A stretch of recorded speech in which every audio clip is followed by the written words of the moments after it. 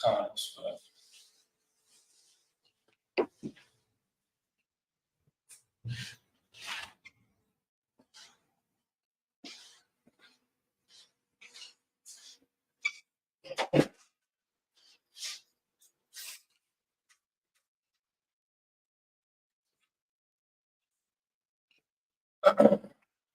Shalom, Yahweh Hashem Yahweh Barakatah, Yahweh Shema Hashem Yahweh Shah.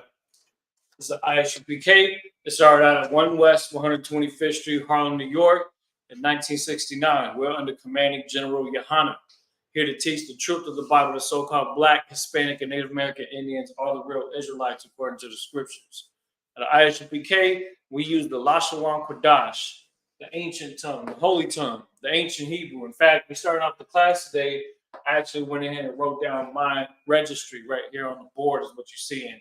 My name is Officer Ayalawan Ban Zabalawan. That's Kwatazayan Ayalawan Ban Zabalawan. All right, that's who's teaching the class today. That's my name. You understand? And in the Lashawan Kodash class, we teach you how to read, write Hebrew, understand names, understand languages, picking up our vocabulary, because it's time for us to bring it to the next level in taking back our culture and our heritage on earth. And language is a very important part of that process. Language itself is a weapon. Remember, our generals teach us that everything is warfare. And because everything is warfare, language is also warfare. You understand? Language is what holds a community together. Language is what can overthrow a community when it is forced on another people. That's why you're having to listen to this broadcast in English or in some of our broadcasts in Spanish, because our people have been conquered, and languages are what's used to solidify the conquering of a people. So for you to conquer your heritage back, you need to learn the Lashawan Kodash, because that is the language of the ancient Hebrew Israelites that are now known today as so-called Black, Hispanic, and Native American Indians. I hope that's clear and understanding for you, brothers and sisters. You understand? And that's why I always take these classes very seriously, and I give it my all to make sure you learn as much as possible in the amount of time that we have allocated for these classes. All right? So today's class, we're going to go over a scripture. We're going to start breaking down the vocabulary of the scripture. And that scripture is Zechariah chapter 5, verses 1 and 2. Zechariah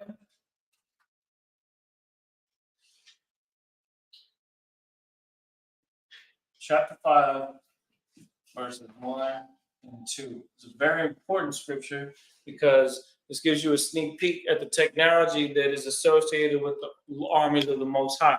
You understand?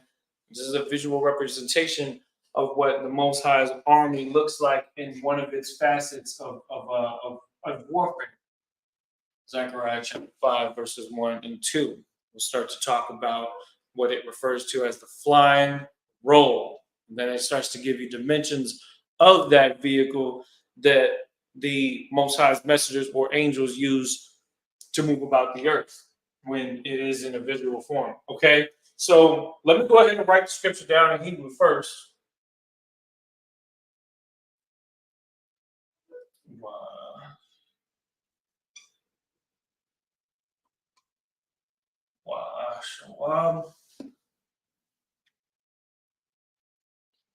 Just bear with me one moment.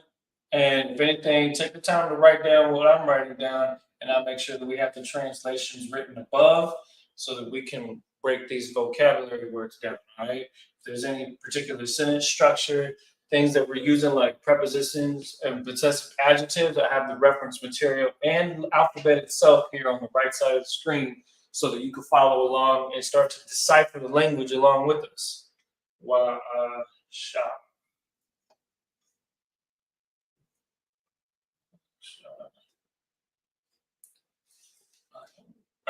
Daniel.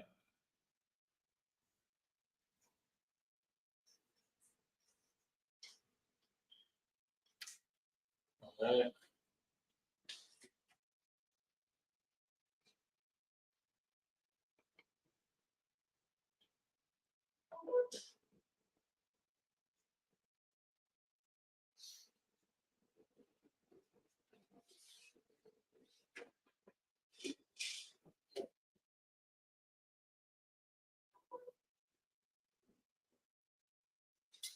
This is incredible. Okay.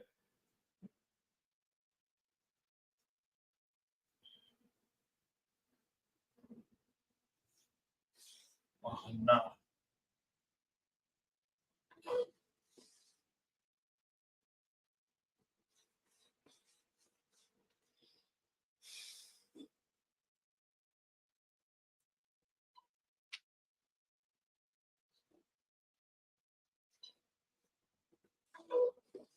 I'm going to start off with this right here. Breaking it down word by word, let's go ahead and start getting the Hebrew translation into the English.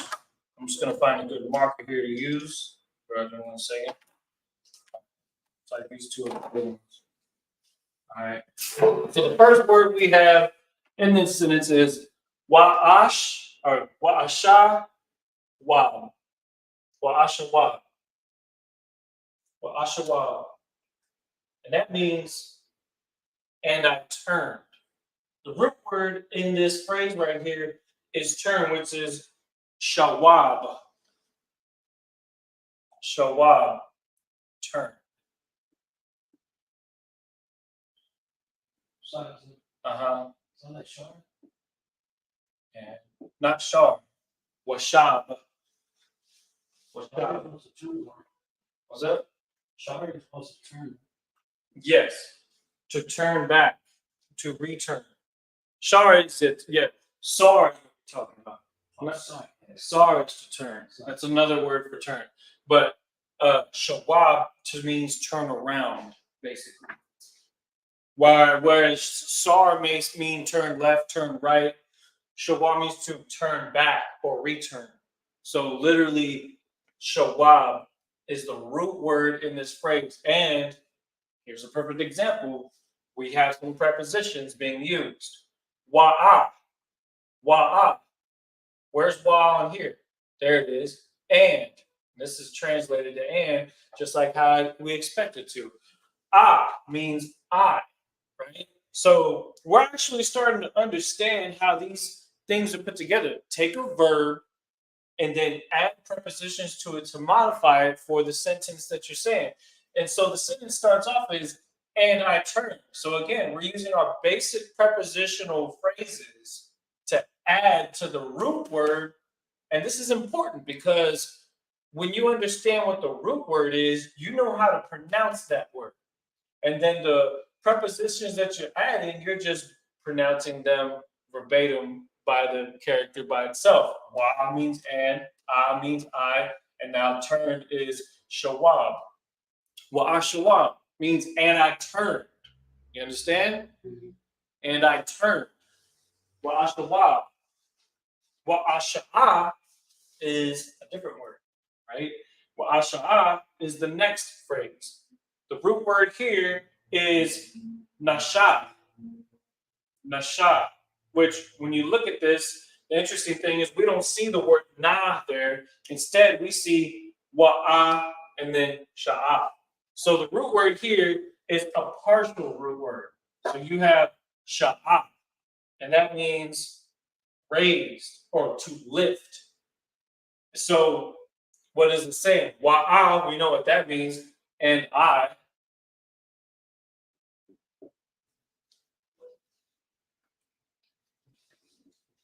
Lift or lifted. And I turned and lifted. Now, when you look at the English translation, it says raised, right? It says raised, which means what? And I raised or and I lifted, it means the same thing, right? It's just a different translation. When it was translated to English, the word lifted was switched over to raised. What is it that he's raising?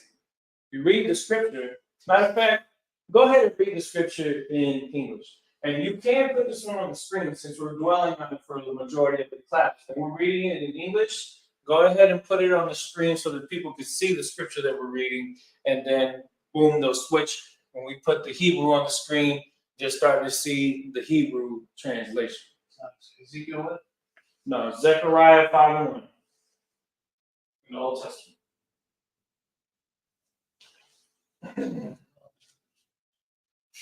So what we got so far?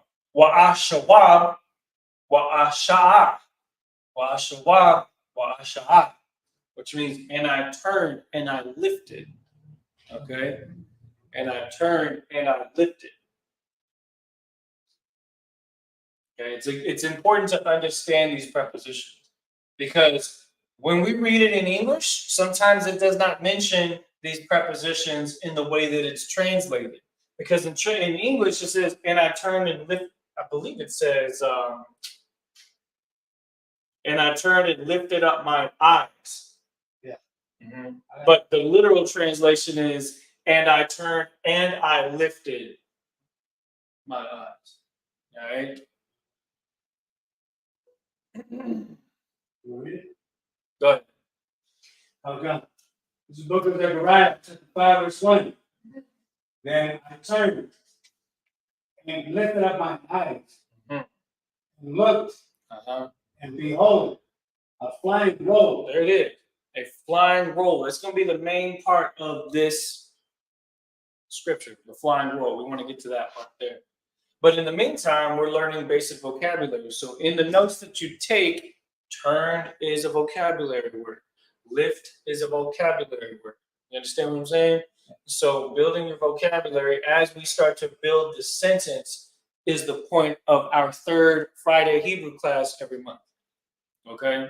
That's what we're doing. What we're doing is in the beginning of the month, we go back to the basics. We go to the characters. We go to the alphabet. We go to the number system in Hebrew and things like that. The second part of the of our Hebrew class structure is that we start to go into vocabulary words, specific vocabulary words. In the third class, we start to put it all together where we take sentences, we put the vocabulary words in the sentences and start building sentences. And then by the time we get to the fourth class of every month, we're going to be breaking down entire precepts. That's the plan for what we do.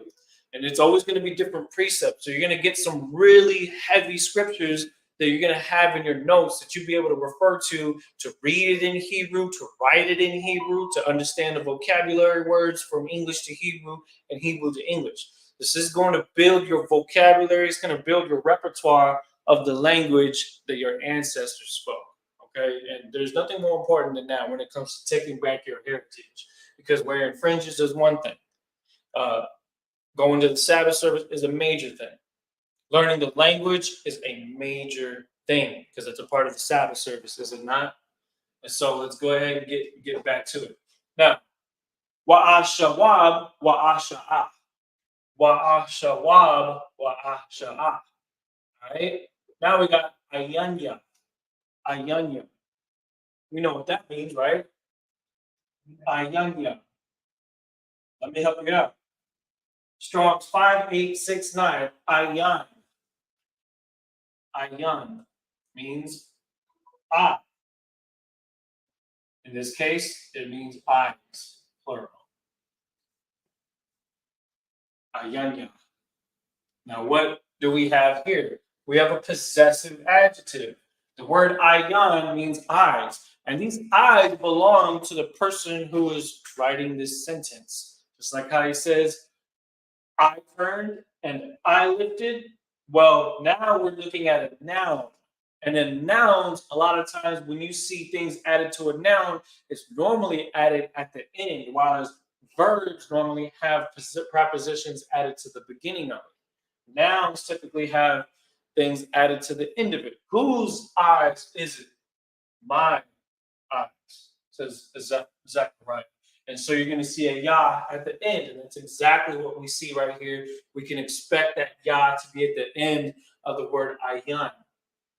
Ayan, again, means eye or eyes. And then ayan Yah means I or my. My eyes. You understand that? Does that make sense? Yeah. Most right. Because that right there is how we go from understanding vocabulary to knowing how to put sentences together.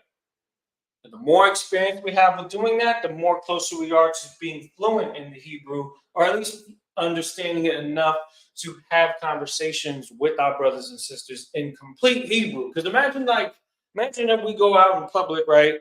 We go to the sports bar. We go to the mall. We go somewhere we're around people, right? Imagine we start talking in Hebrew to each other. And people are just gonna be looking like these guys look different, these guys sound different, these guys are different. You understand what I'm saying? Because they never heard the ancient language, but it'll instantly like click. Like you ever have that feeling when you take that first sip of that soda? It's just it's like it's like a culture. It's like a shock to your taste buds, right?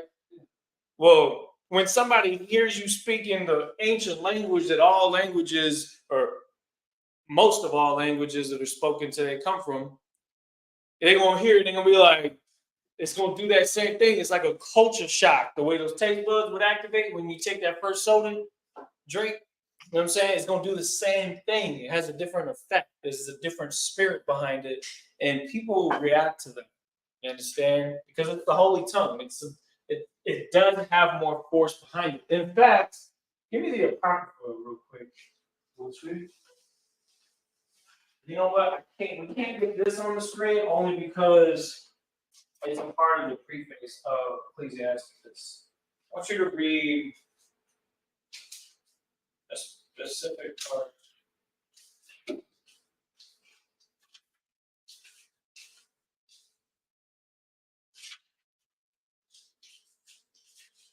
Read it. Read this right here.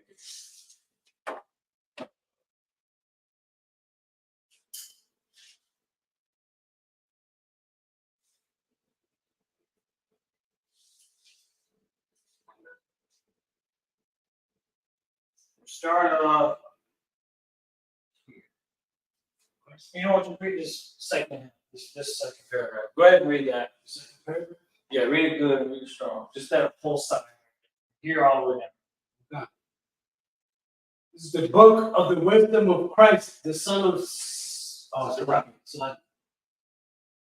Wisdom of. This is the wisdom of Jesus, the son of Sirach, or Ecclesiastes. Go ahead and read that second paragraph. Whereas many and great things have been delivered unto us by the law and the prophets, and by others that have followed their steps, for the which things Israel ought to be commended for learning wisdom, and whereof not only the readers must needs become skillful themselves, but also they that desire to learn be able to profit them which are without. This is again, before the chapters were written in Ecclesiastes, this preface was here to give you a expectation, understanding the type of mindset you have to go into Ecclesiasticus to understand. And part of that is what it's about to say. Go ahead. Both by speaking and writing. By what? By speaking and writing. You need to prepare to speak and you need to be prepared to write. You understand? Because the book of Ecclesiasticus and the Apocrypha is a book of wisdom for the thinking mind, for somebody that wants to take things to the next level. Now, again, it's not downplaying the other parts of the scriptures. It's just his introduction to his, to what he contributed to the entire Bible itself, right? Because it goes without saying, these very same themes can be taken just as serious in any of the books of the Bible. So what is it that he's saying? Read that from the top again. I want you to read that again. I want you to understand this. Okay. Whereas many and great things have been delivered unto us by the law and the prophet. All right. So the first thing that you got to understand about Ecclesiasticus is that things that were delivered by the law. Read that again. Whereas many and great things have been delivered unto us by the law and the prophets. Keep going. And by others that have followed their steps. For the which things Israel ought to be commended for learning and wisdom.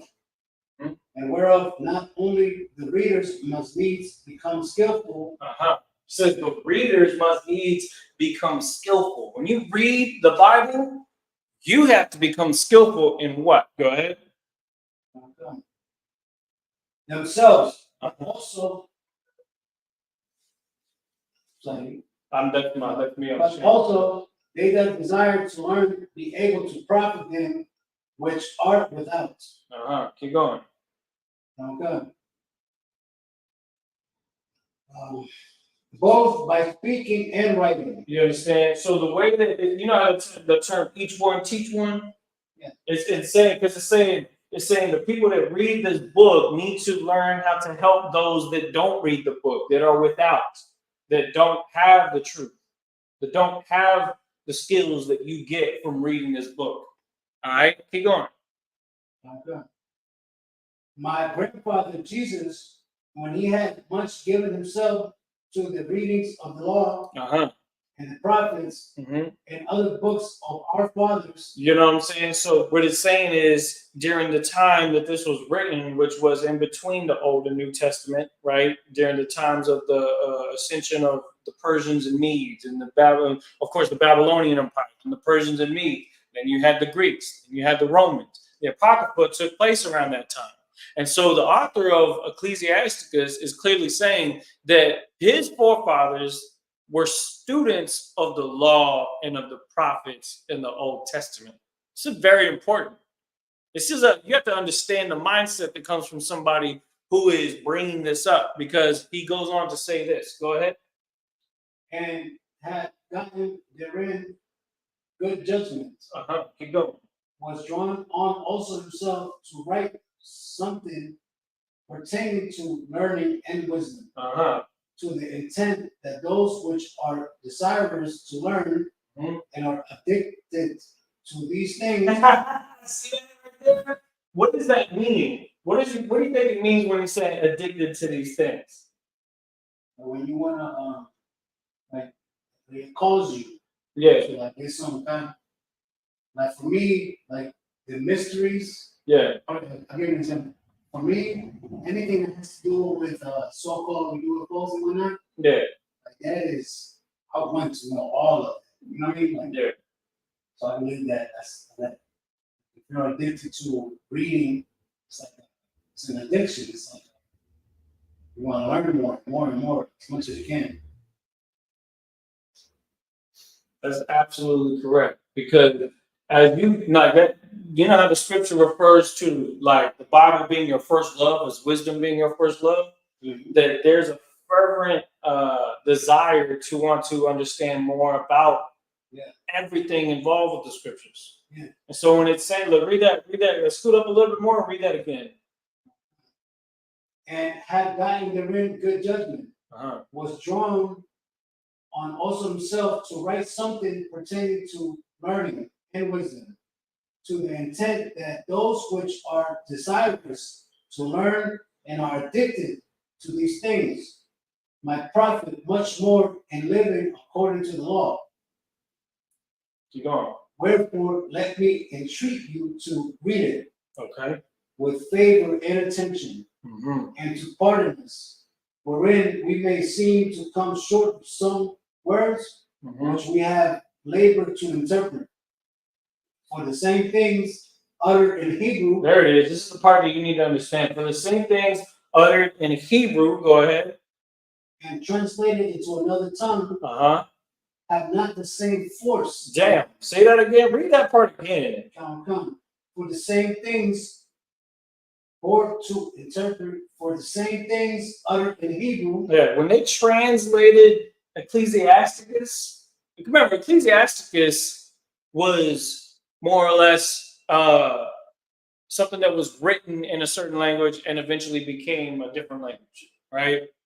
Obviously, the Old Testament was written in Hebrew exclusively, right? And then when you start to get to the Apocrypha and, of course, the New Testament, you start to notice that some of the vocabulary has some alterations, right? Which is why in the New Testament, the word Easter comes up, which is an incorrect term. And so even the King James Version has its discrepancies, right? It doesn't mean the Bible's wrong. It just means that translation has a different form, right?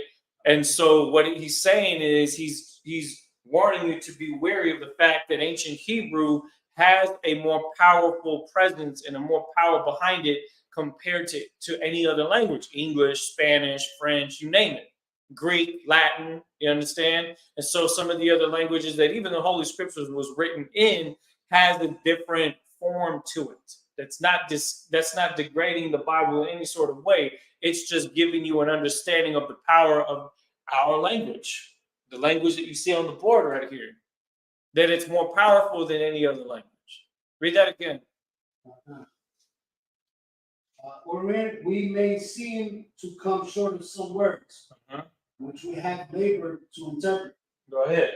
For the same things uttered in Hebrew and translated into another tongue have not the same force in them. That's the part. Keep going. And not only those things, but the law itself and the prophets and the rest of the books have no small difference. That's absolutely true. Keep going. When they are spoken in their own language, for in the 8th and 30th year coming into Egypt, when Euergetes was king, and continuing there some time, I found the book of no small learning.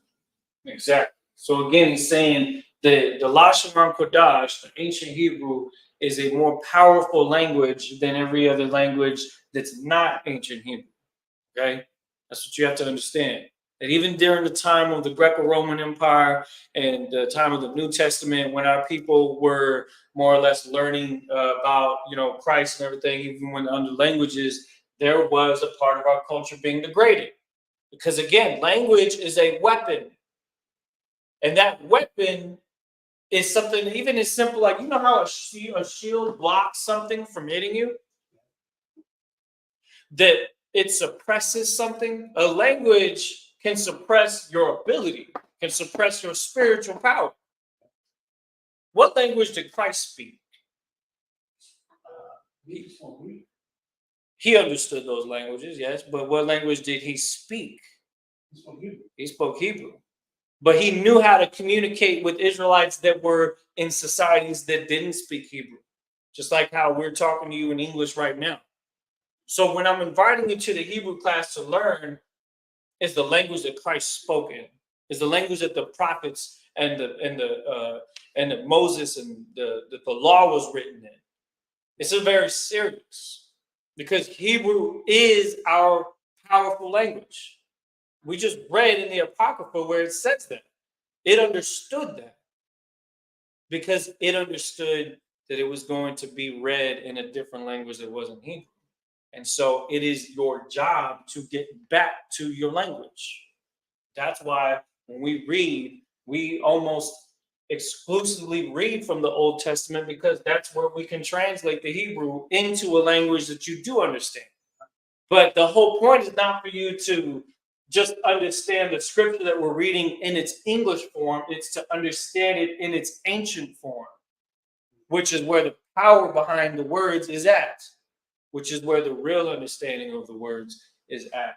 So now let's go back to the scripture we're at. Zechariah chapter 5 and verse 1. Read that. In its English form, which again is the minimalistic form, but it gives us at least some beginning place to get a foundation to build on. Go ahead. Go ahead. Yeah, we're going to go out for that.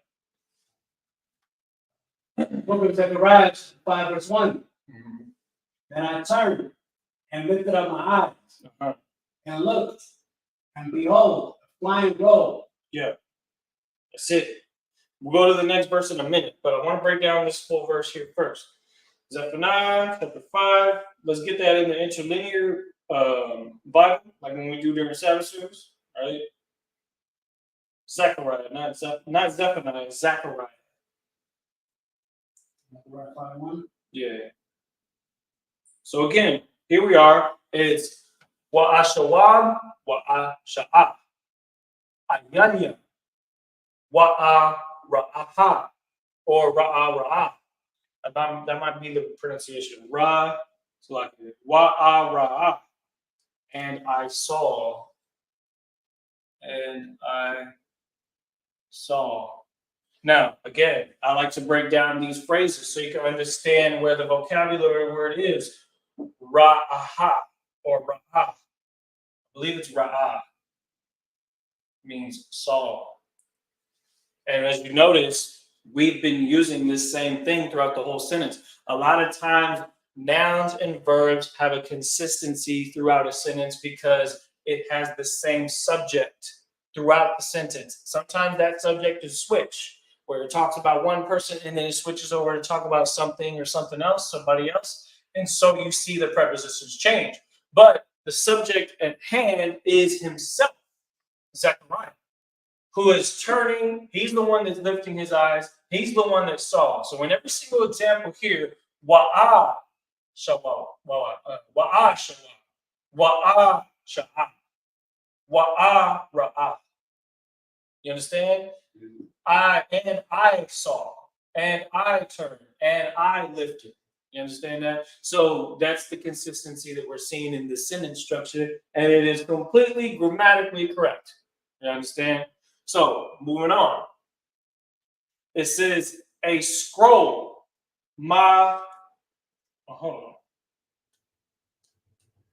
on. Waha. Oh man, I actually missed a word. Salaki. Let me get that. You see it there, right? Magala. I want to write that on this line. Magala. Right? Yeah. Magala. And then it says Aipa.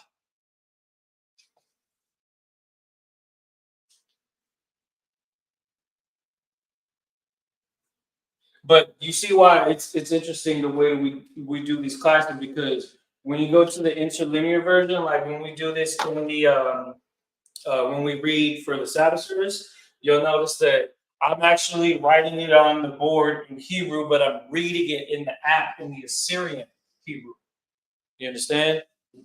So going back and forth between the two at all times, it gets us more comfortable with both alphabets of Hebrew, but with the dialect that we're focusing on being the ancient Hebrew.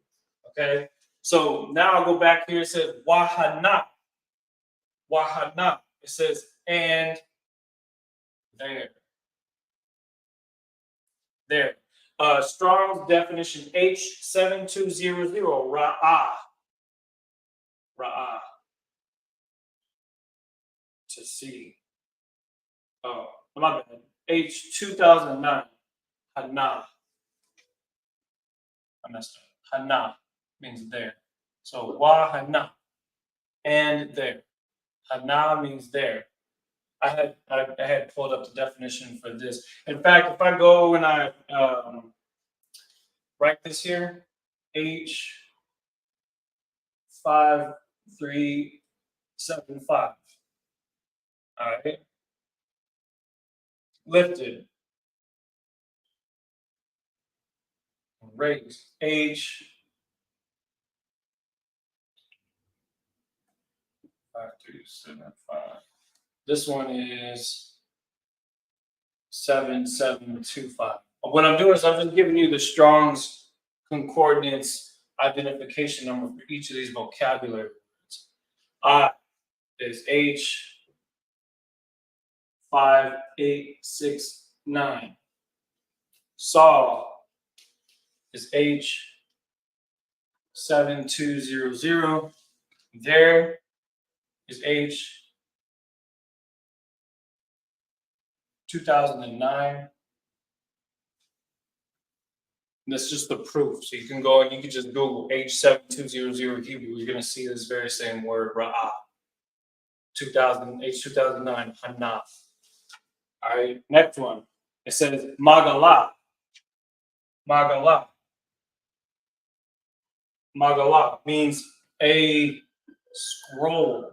Read that verse in English again. The book of Zechariah. The book of Zechariah, chapter 5, verse 1. Mhm. Then I turned and lifted up my eyes and looked, And behold, a flying roll. Now we'll get to the word flying in a second, but the word I want you to focus on right here is this vocabulary word scroll. What is it that's flying? A flying scroll is what it's described as. We know a scroll to look like what? Something cylinder. A cylinder, right? What's something that we see commonly today that has a similar shape that flies? It flies? Yeah. Like a cylinder? Yeah. This is again talking about a chariot, but I'm just giving you a representation in a visual term. When you look at an intercontinental ballistic missile, when you look at yes.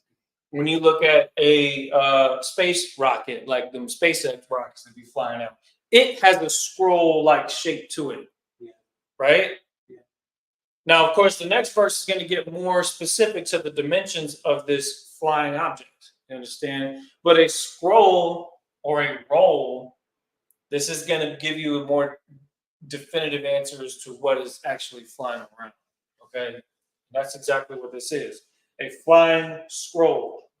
That's the Hebrew translation to the word roll. What we see in English as roll, in Hebrew it says scroll. And the definition of that, of course, is a scroll. Scroll is something that's rolled up, right? All right. Now, the last one. Oh, this is H4039. If you want to look that word up, you'll see Marah. Okay. Now, the last vocabulary word and the last word of this is Iwap. Iwap. However, that's the base word, Iwap. Right here it says Ipa. The word Iwap means to fly, but the word here, Ipa, means flying, means actively flying. Right? Flying scroll. So what Zechariah is seeing is something that's in the air, that has the shape of something that's rolled into it's like a form of something that looks like it would roll, like a ball, or like like a football, right? Sort of like either like a football or like a cylinder. We saw, and we just talked about this yesterday in the scripture breakdown class, that there was a pillar of fire that followed Israel throughout the nighttime when we left out of Egypt. So there was a sorry. Uh-huh. So there was a chariot. Yeah. When one of the ways the Most High can manifest his power on earth. Flying roll or pillar of fire. There may be some variations to what those instruments of war or instruments and tools of the Most High's army are. Like, you know how there's different planes? They have the same basic idea, but they have different variations, right? A bomber is larger than a fighter jet, right? A 757 airline passenger plane is different from a private plane, right? Whereas they are both airplanes, they're different types of airplanes. So if the scripture refers to this as a flying scroll and the pillar of fire, there may be a difference in its appearance, in the color, in the size, and the purpose of those things, right? Because we understand that that pillar of fire was a guide, and for the most part, well, from what we understood during the story of Exodus, it was a companion for Israel, right? It was a help for them. But when we go into the breakdown of this flying scroll in Zechariah, it has an offensive purpose. You understand what I'm saying? And so we have to kind of start to put together an understanding with the Hebrew mind and the Hebrew language to give us an even better understanding of these specific encounters that the prophets and the people of the Old Testament were experiencing. All right. That's why it takes a studious mind to approach the Hebrew and to break it down and to believe it, because you want to believe the most ancient version of the language. That's how you get the most accurate version of the understanding of the Bible, and is what's going to give you the best and closest representation to what was meant to be said. Flying scroll, okay? I'm gonna leave that on the board for a minute or two. I want to give the class a little bit of time to finish writing what's on the board, try to be legible. Of course, probably have better handwriting than me. Most people do. But go ahead and write down what you see on the board here. Is it getting the full screen? Oh, it is, right? Yeah. All right. Because when I look at it, when I look at the class right there, it doesn't show the whole thing. So I'm just gonna have to do this. Because the way that it looks right here is how the class is gonna see it. So we want to make sure they can see all of it. I'm trying to get this off the screen. There it is.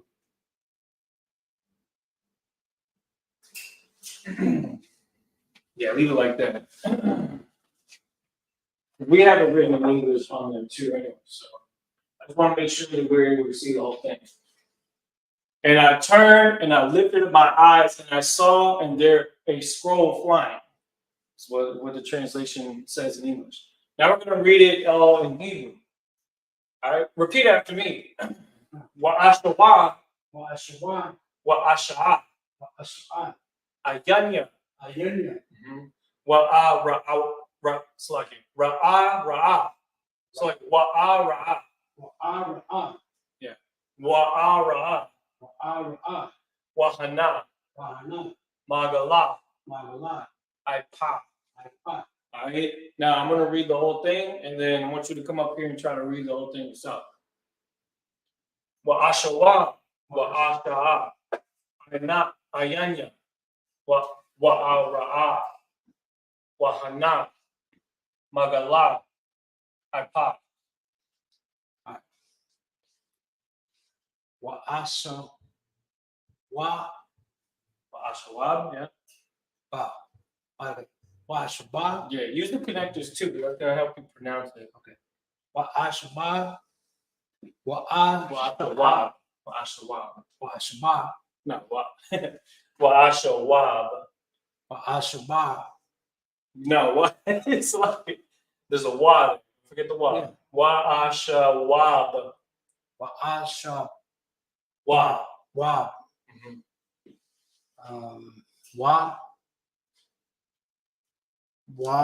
no, Wa'asha. wa'asha, Mhm.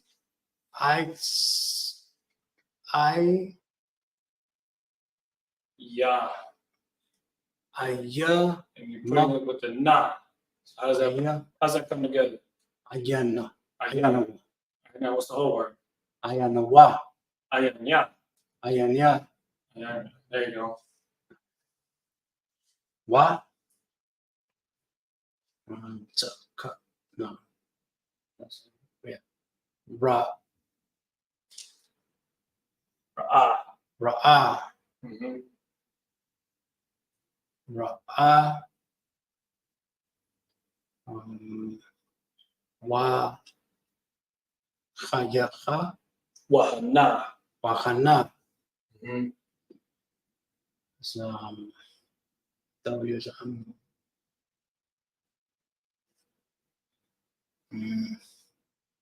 Remember, ma and na are very similar, just like how m and n are very similar. But there's more squigglies in ma than there are in na. Yeah. So whereas right here we say wahana, this is ma. ma, This word is not used as commonly as the other characters, but it's there. maga, maga, Magana. It's magala, like magala. magala, Uh-huh. I, Pa. pa, I'm gonna try it again. I want you to try it. Wa'ashawa, wa'asha, ayanya, wa'ara'a, wahana, magala, ipa. I get it. Wa'ashabawa, It's crazy because the words all sound very similar, you know? Yeah. Like it flows pretty easily. Go ahead. wa'ashabawa, Mm-hmm. Wa'ashawab. wa'ashabab, Mm-hmm. wa'sha'a, Wa'asha. wa'sha, aya, mas, ayamaya. I get it right? Mhm. Ya. Wa araha.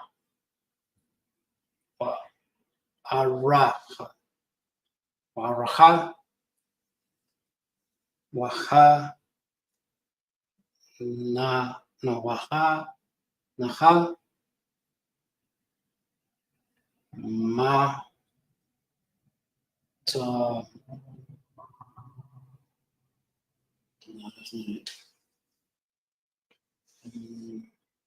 Magal. Magalka. Mhm. Ay para. Ah, Apa. I thought. There you go. Okay, so that's Zechariah chapter 5, verse 1. We're going to do verse 2 now. All right. We'll give it one more second. Now go ahead and erase this on the screen. Get that second verse ready. You're just going to go down to the second verse. You can leave that on the screen while I'm writing down the new scripture. And you just put the English scripture as the full screen while I do that.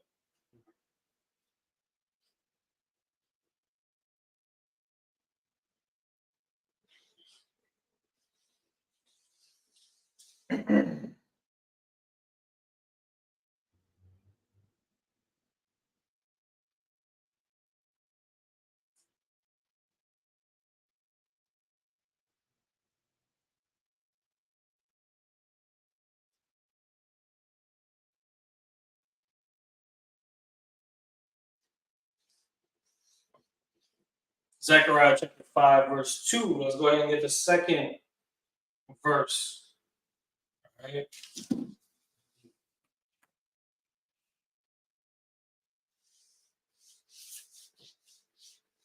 Shawab means turn. What else do we get? Magalah means scroll. Okay. Get some vocabulary today. That's good. All right. Verse 2. Let's go ahead and get verse 2. We're going to start seeing some familiar words here. Wa, ya, uh,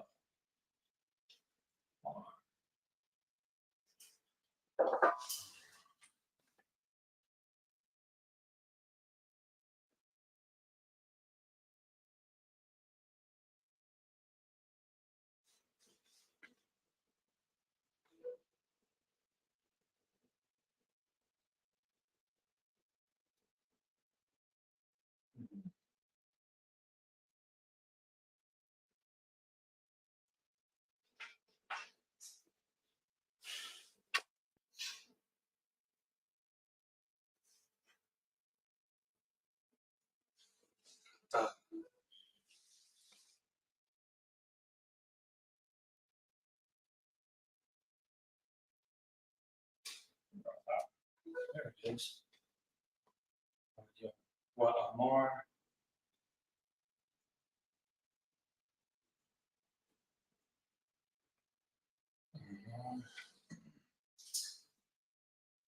Anya. Ya. Right.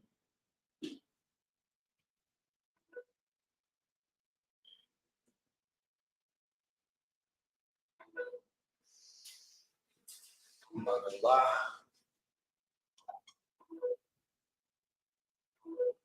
Are you sharing the class? No. Oh. What's that sound? Oh, okay. iPod.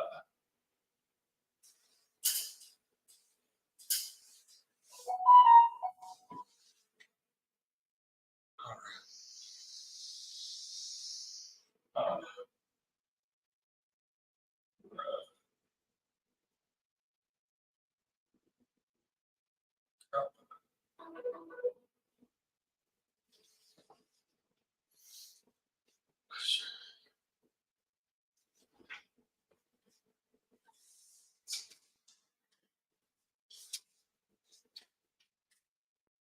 it's heavy.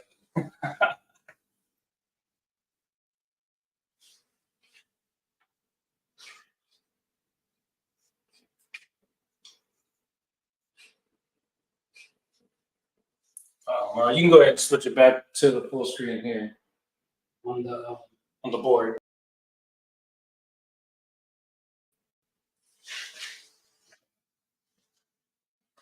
There you go. That's fine. I show you. Ba'ama warach sabah wa ra ka ba ma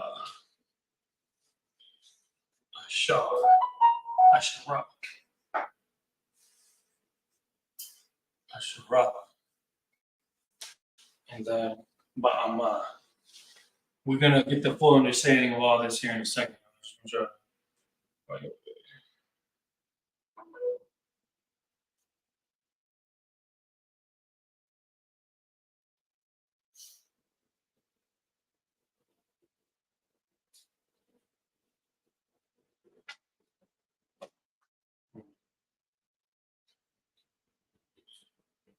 Ba'ama.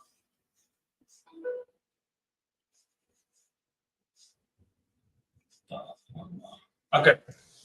We have it written here in Hebrew. This is the entire verse 2. Zechariah chapter 5, verse 2. Now let's go ahead and start breaking it down. Because again, this is how you learn the vocabulary. You see the vocabulary practically used in the sentences, right? So let's go from the beginning. Waya Amar, without even looking at it, we know exactly what that says. Waya Amar. Now, it's not saying what what was it said? Yeah, well, we were in the previous sentence when he was saying, and I saw, he's saying something else. He's saying, and he, no, and yeah, and he said, Amar. We know Amar. We see that all the time. H559. Amar means say.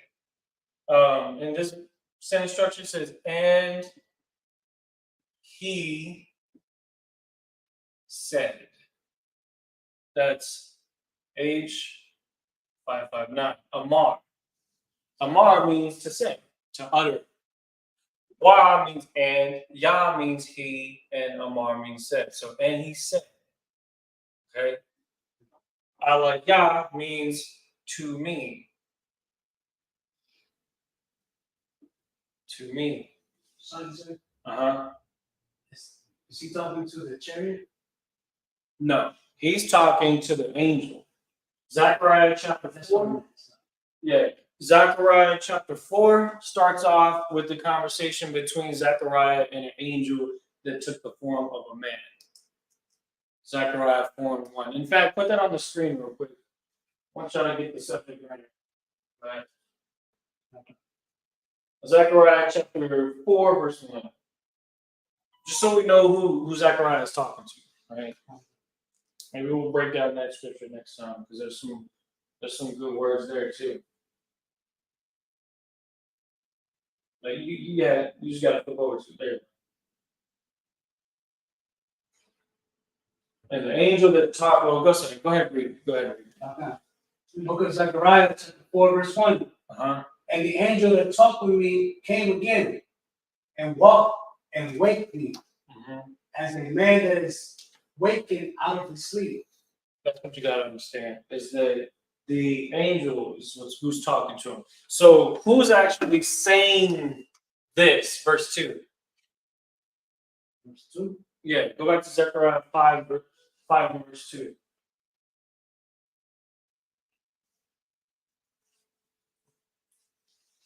This is the crazy thing about this. Okay, the angel. The angel is saying this, and he said to me, Aliyah. I believe it's Aliyah, not Aliyah.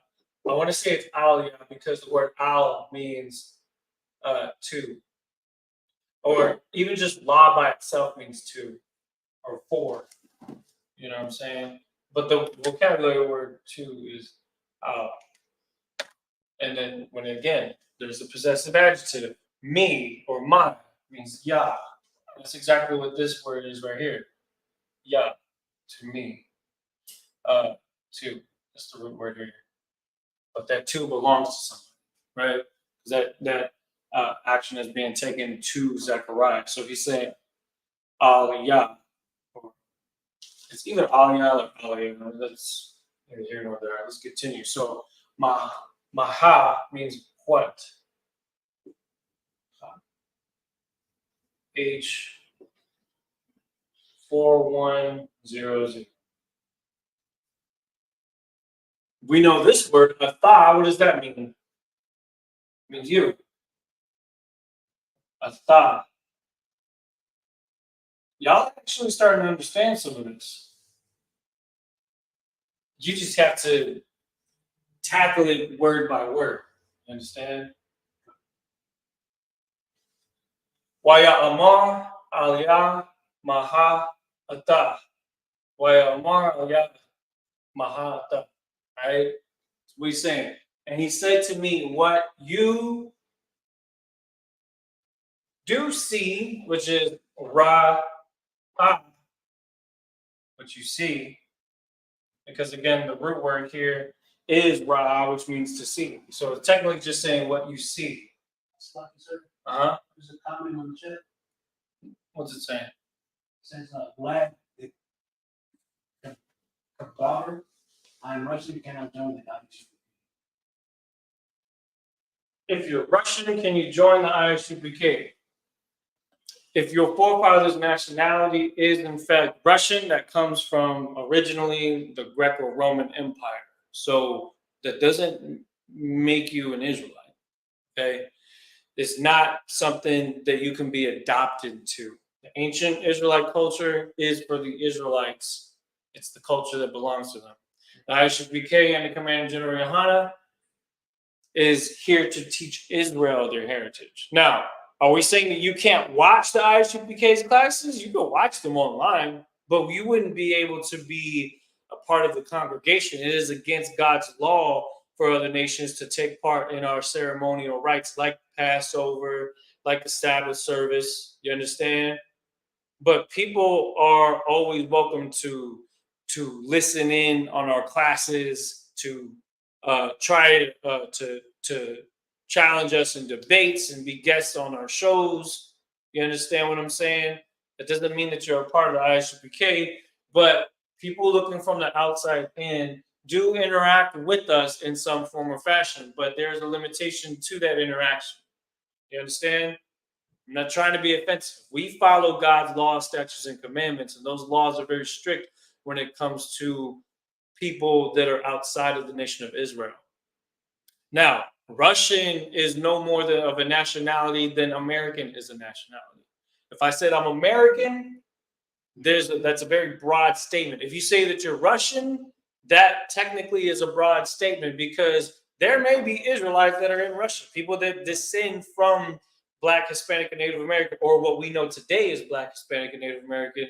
They may eventually have, if you go further into your forefathers' lineage, and it just so happens that they were what we've been changed to these bywords today, there's a chance, right? Because Israel is among the other nations everywhere we've gone. Just like how during the time of Christ, there were people from the tribe of Judah, Benjamin, and Levi, and maybe even some of the other tribes of Israel that were among the Greco-Roman Empire. And so they called themselves Greeks. They called themselves Romans when they were not, in fact, Greeks or Romans. So you have to take that understanding that we're saying that lineage-wise, people that are not Israel cannot be in the ISUPK. But the entire globe does, in fact, see what we do and what we teach. You understand what I'm saying?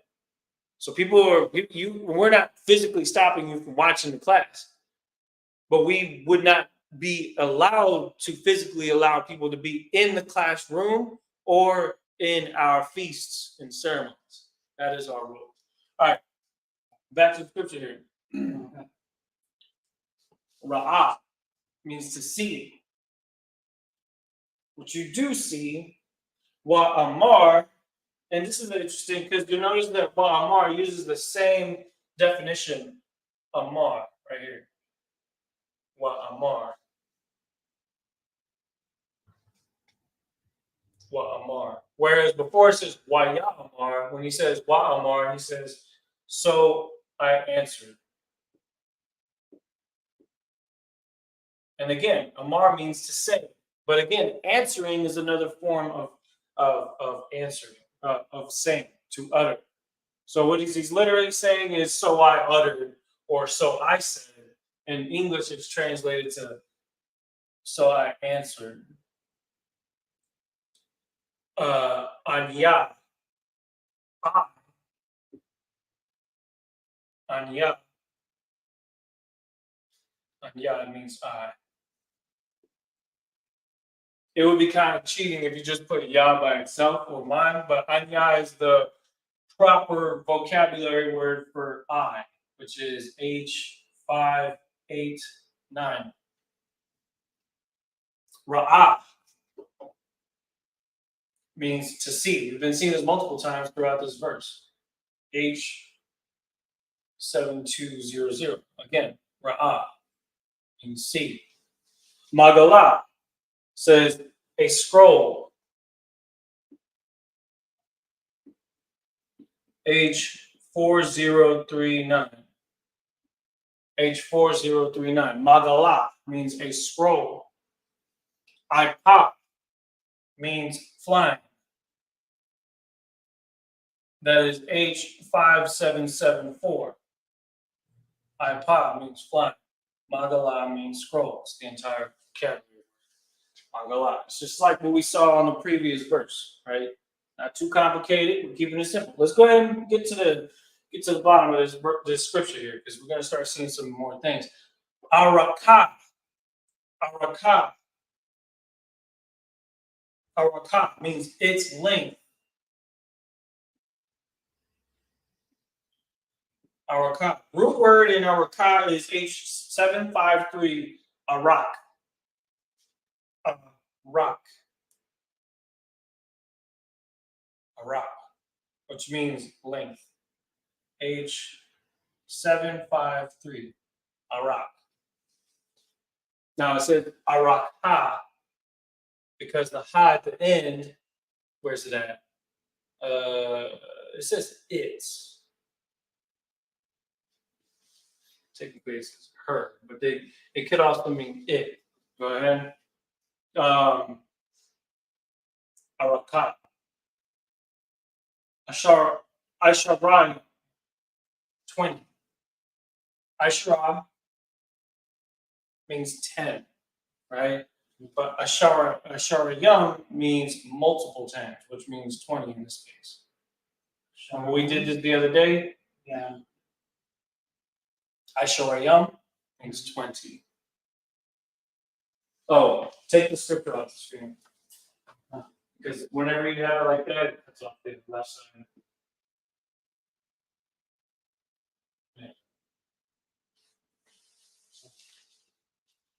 Asharayam. All right, now what's next? Ba'amah. Another vocabulary word. Ba'amah means cubit. Cubits. Cubits. This is an important word. H520. Because measurements in the ancient times used this word here, Amah.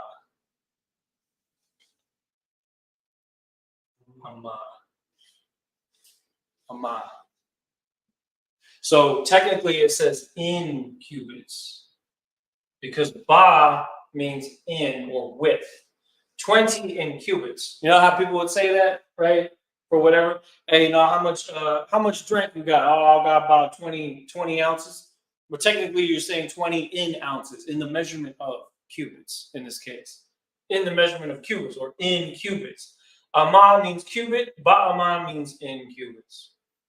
So that's the literal translation. We're being even more accurate. Go ahead. Cubit was a line from your elbow to the tip of your finger, right? Not the tip of your finger, but a closed fist. So you would close your fist, and it's from elbow to knuckle. That's a cubit. That's a cubit. It's an approximation because technically people have different lengths between their elbow and their fist. But A foot and a half. it's something like that. In the person. Yeah, it's like, maybe like 20-inch or something like that. But then again, there had to be some form of measurement that was kind of sort of a standard, and that's like an estimation because as a grown human being that would be doing this kind of surveying, people tended to have more or less similar size cubits, right? So it was somewhat of a reliable form of measurement. Okay, so Ba'ama says Warachaba. That's Warachaba. Root word here 7341 is Rachab. Boom. You see how I'm separating it? Rachab means either width / breadth. Breadth means like wide scape size, right? Or width, same thing. But saying and its width. And its width. Warachaba. Warachaba. And its width. Aishara says 10. We know that one. Aishara, 10. And there goes the word again. In cubits. Boom. Ama. Ba'ama means in cubits. So, read the verse in English one more time. You put it on the screen. Yeah, you put it on the screen.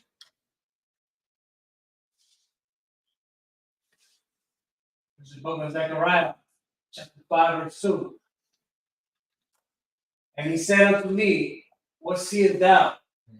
And I answered, I see a fine robe. The length thereof is 20 cubits, and the breadth thereof 10 cubits.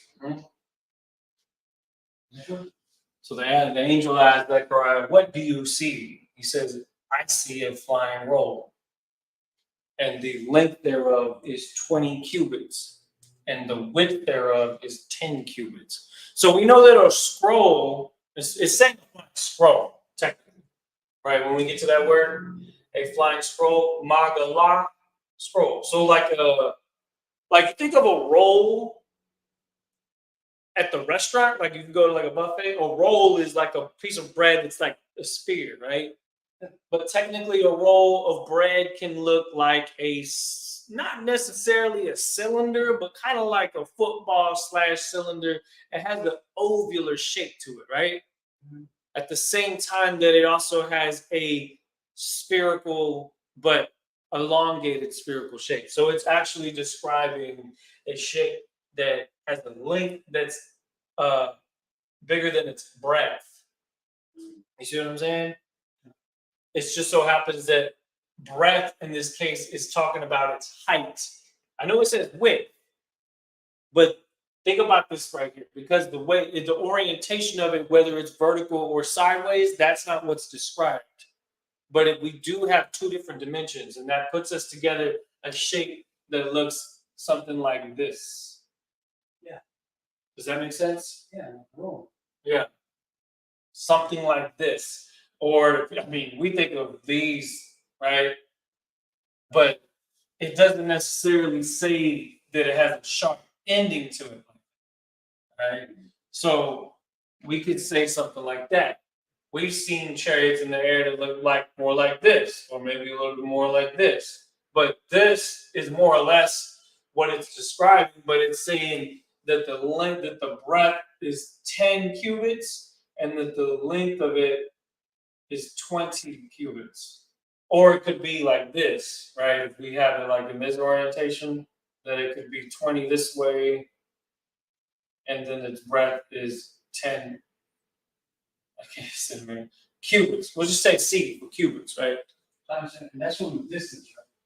Yeah, it's trying to give an approximation of the size of it, because he's seeing it in the air.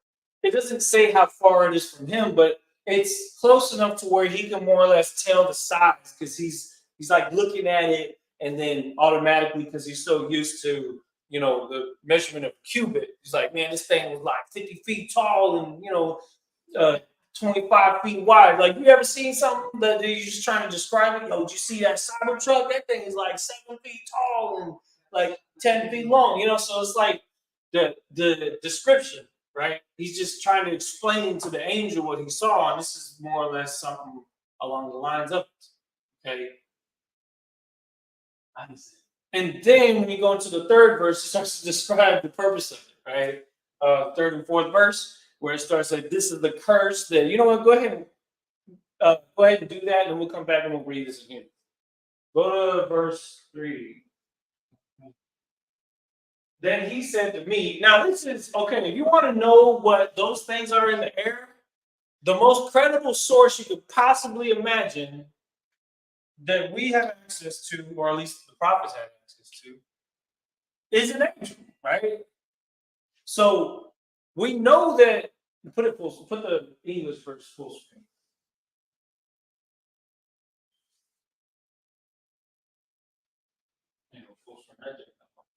Yeah. The angel is the one that's saying this. It said, and he said to me, go ahead and read it. This is what is Zechariah chapter 5, verse 3. Uh-huh. Then said he unto me, this is the curse that goeth forth over the face of the whole earth. This is what it is, to curse. Why is that? Because this is an instrument of war. This is an instrument, this is something that the Most High ordained to exist for the purpose of destruction. Go ahead. Okay. For everyone that stealeth shall be cut off. That everyone that steals. Who steals? The oppressors. Yeah, the other nations. They've stolen everything from the children of Israel. And so you will see chariots in their skies. There's a famous video from 2010 of one of these flying rolls hovering above the city of Jerusalem, of course, occupied Jerusalem, the Israeli state. And then this thing is seen from multiple angles, from different camera perspectives of it shooting straight up in the air after hovering above I don't know, maybe it was like a synagogue or some kind of structure, some main building or governmental building. And they thought that it was a good omen. They don't understand that this is a curse the Most High has set over the earth. Go ahead. Okay. For everyone that stealeth shall be cut off. That's on this side. What does that mean, to be cut off? To be cut off means to be destroyed. Go ahead. As on this side according to it. Uh-huh. And everyone that answereth shall be cut off as on that side according to it. Meaning on that side and on this side means utter annihilation, complete destruction. The entire side of their, you know what I'm saying? Their civilization can be wiped out from this thing. Now, mankind's version of that is the ICBM, the nuclear missile and things like that. But this is something that is of a higher intelligence, a higher technology, and a spiritual one of that. The angel is showing Zechariah in real time one of those things. That's why you know it's talking about one of the Most High's chariots, one of his army instruments of war, because it was shown to him physically there at that time. Not necessarily a vision, but an actual sighting, an actual encounter. Some people try to say that it was a ICBM, but that's not true. It is a chariot, that it was there in front of Zechariah at the time. Now we're going to read this verse in Hebrew. Repeat after me.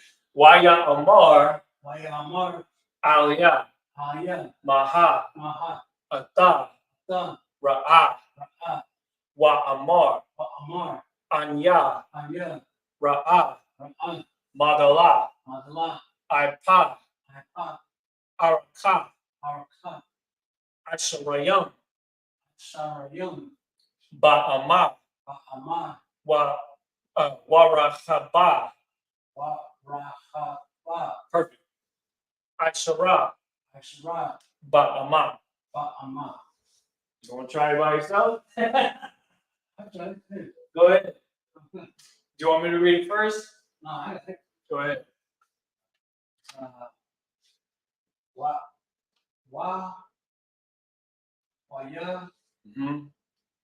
Waya Amara.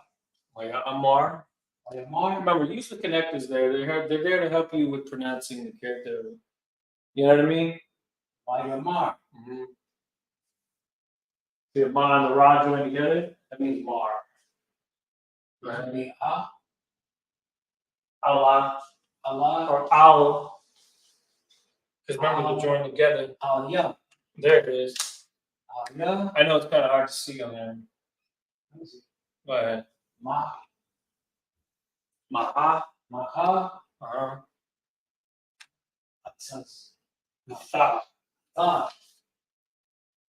Ra'aha. Mm-hmm.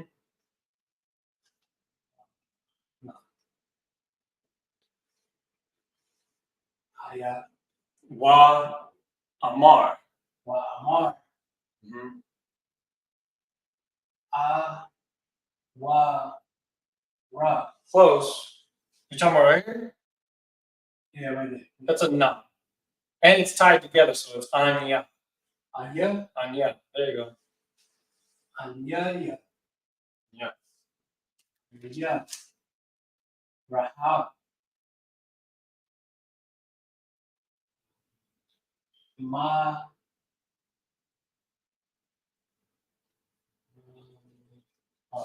We used that verse, that term in the previous verse. Okay, Maga. Mm-hmm. Magalaha. Magalah. Malaya. Plural, yeah.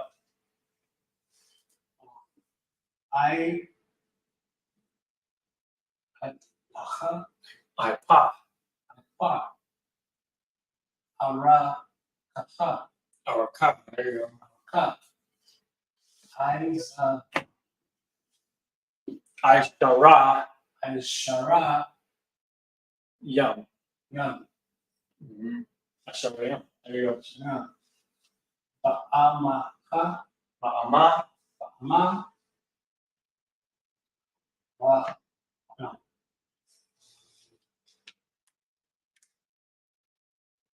Raha. Wa ra cha ba.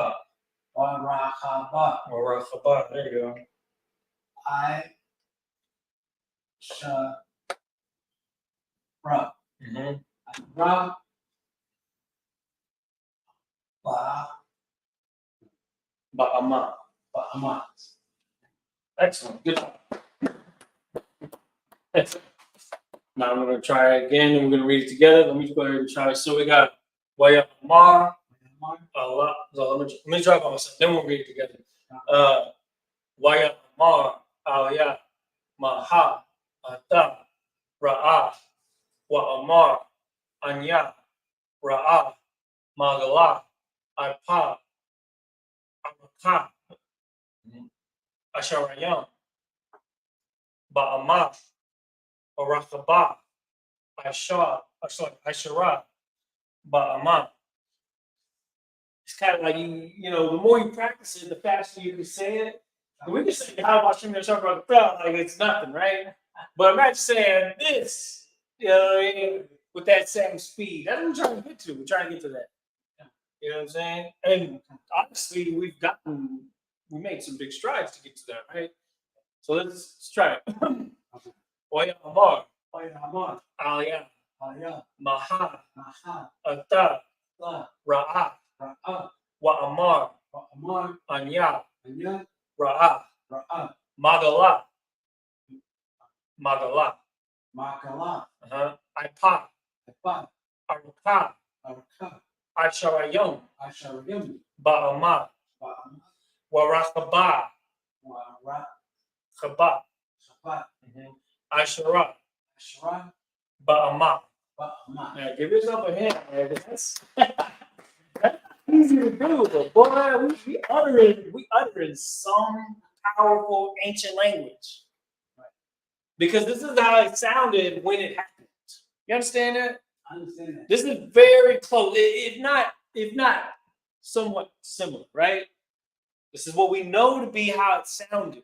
So when we say this, it's like newborn babe desiring the sincere milk of the word that we may grow thereby, because we're desiring sincere milk of the word in its original form. So there's a power to it, just like how Sirach, the son of Sirach, Ecclesiastes, son of Sirach, how he understood the importance of reading it in its original language. It's exactly what we do in the ISUPK. So we're going to end it on that. I'm going to leave this on the screen because we definitely going to say this again next class. We'll start off with it. With that, we had an ISUPK that started out at 1 West 125th Street, Harlem, New York, under 1969, under commanding General Yohana. We're here to teach the truth of the Bible for so-called Black, Hispanic, and Native American Indians, their real truth, according to the Bible, that they are the real Israelites. To show them their culture, their heritage, their original language.